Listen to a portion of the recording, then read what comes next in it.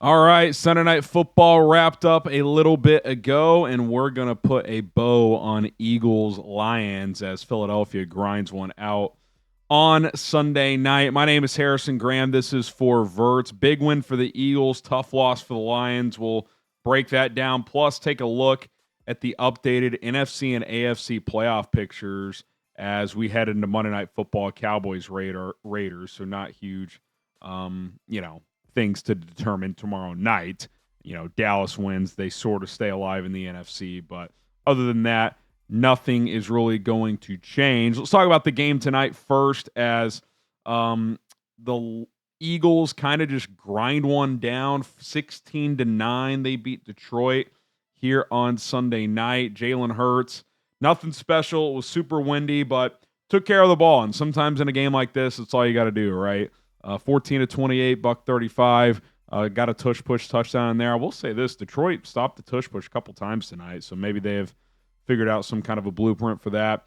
Jared Goff was all over the map. And again, chilly, super windy, but he was just throwing the ball at times nowhere near his receivers. I thought that was one of the worst games he's played in, I don't know, since his first year in Detroit or something like that. He was rough, 14-37. Hit some big plays, 255 on 14 completions, but not very accurate at all. Had a touchdown and a pick. Let me double check this to make sure I've got this right. Yes, the Lions were 0 for 5 on fourth down. So they had the turnover with the Goff pick and turned it over on downs 5 times. So they basically had 6 turnovers on the night. I thought Vic Fangio put that Lions offense in a blender for much of the night. And, it was a big question of mine coming into this game. Okay, Dan Campbell takes over play calling from John Morton last week. Looks good against the Commanders, who are depleted. They've kind of just, I don't want to say quit on the season, but let's face it, Washington is not what they were last year. That's just the bottom line. How is it going to look tonight? And against a good defense on the road and not ideal weather conditions. Well, it didn't look good. It didn't look good. Now, luckily for Detroit, they will not play outdoors again until week 18 when they go to Chicago, which could obviously be a huge game. But it was a struggle, man. And it wasn't just Jared Goff missing throws. They weren't running the ball as efficiently as they normally would like to. It just wasn't. Things weren't in sync. That offensive line, it's kind of an under-discussed talking point about this Detroit team is that interior offensive line is brand new this year. And at times it's looked really good. And at times it's like, miss Kevin Zeitler. Frank Ragnow retiring, kind of a big deal. Kind of went under the radar at the time, but that's played big dividends. And historically, how do you make Jared Goff uncomfortable? Interior pressure. Because he can't move. He can't get outside the pocket. You get pressure in his grill. That's not where he wants to be. Now, no quarterback wants interior pressure, but a lot of these modern quarterbacks, they can move around, they can evade, they can get outside the pocket. Jared Goff cannot. So if you get in his face and get him off his spot, he skips a lot of balls. The accuracy really wanes. The arm strength when he can't step into the throws isn't nearly as good. And I thought you saw that a number of times tonight. Vic Fangio throwing some different stunts, a couple of timely blitzes. Moro Ajomo's been a nice piece for them. Jalen Phillips, what a pickup he's been at the trade deadline for a third-round pick, and really nice pickup there from Howie Roseman. So I thought it was a good performance from Philadelphia tonight. They'd probably look at this and say, we should have run away with this game, but game like that, two high-level NFC teams, not the most ideal weather circumstances.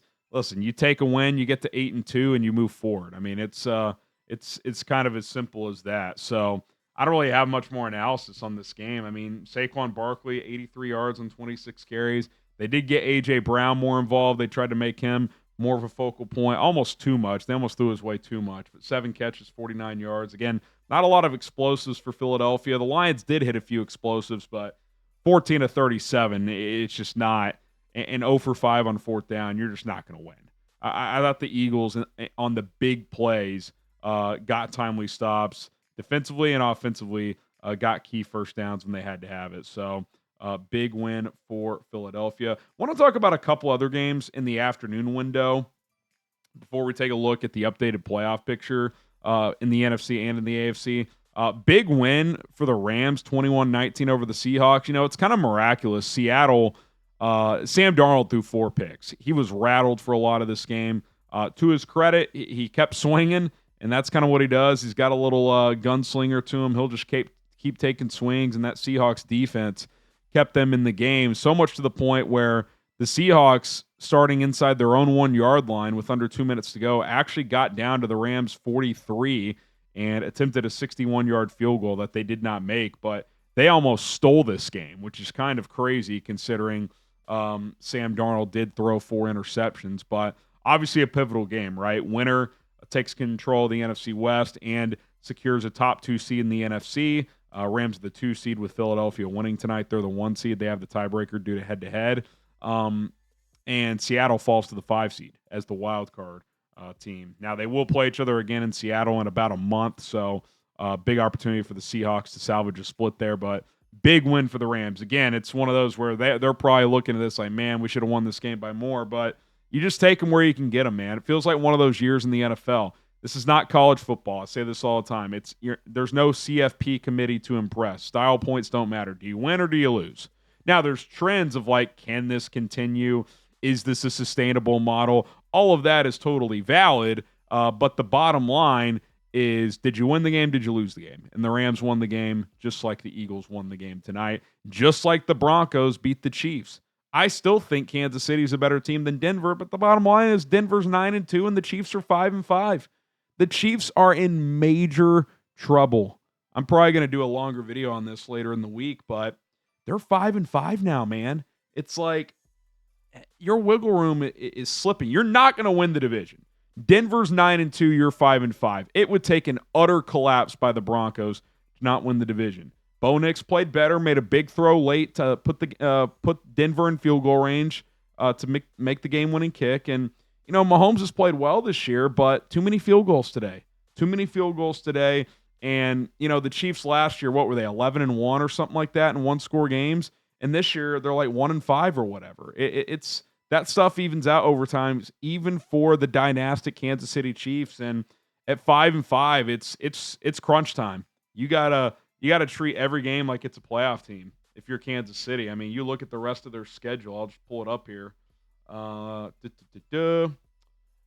Colts next week at home. That's a game you got to get. You lose that game, fall to 5-6. That's trouble. Then you go to Dallas. Then you get Houston at home, which is a big game. They're also 5-5.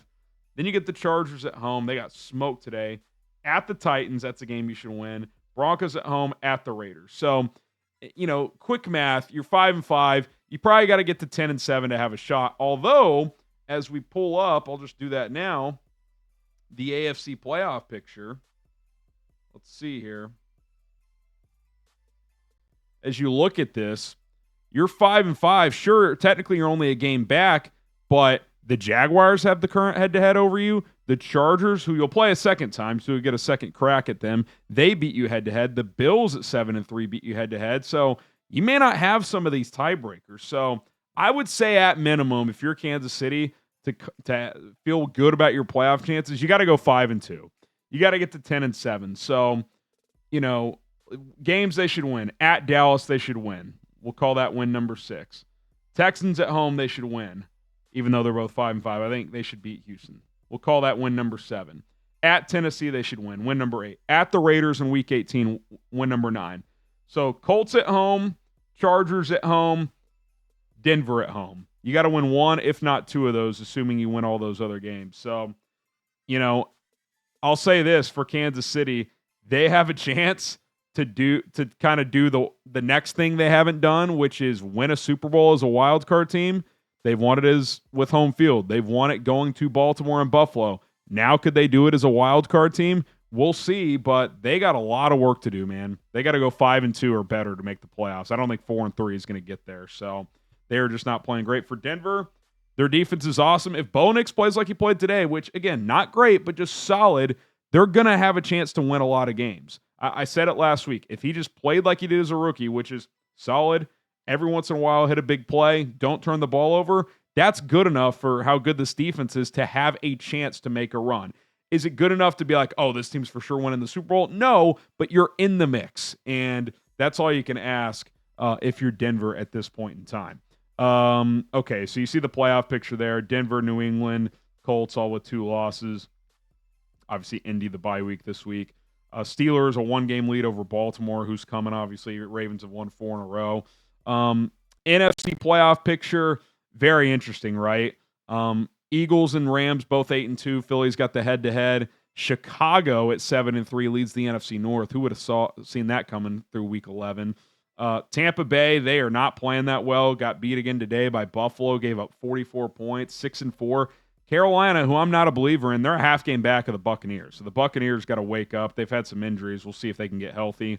Seahawks, Packers, 49ers are the wild card teams. And as of now, the Detroit Lions at 6-4 would not be a playoff team, which just goes to show how deep the NFC is. You know, with Minnesota losing to Chicago today, you know, it's 9 teams for 7 spots, right? It's the top 7 right now, and then Detroit, and you got to consider Carolina in the mix at this point. Only a half game back in the division, only a game back of a wild card spot. So for now, they are in the hunt. You know, Dallas, if they win tomorrow, maybe they can go on a run and get back into the wild card picture, but they obviously would have a lot of work to do. All right, that's going to do it for tonight's edition of 4 Verts. My name is Harrison Graham. Hopefully you have enjoyed today's football action. Should be a lot of fun. Cowboys, Raiders tomorrow night, not high stakes, so hopefully we just get an entertaining game. My name is Harrison Graham. Enjoy your evening, everybody, or if you're watching Monday morning, enjoy your day, and we'll see you guys soon.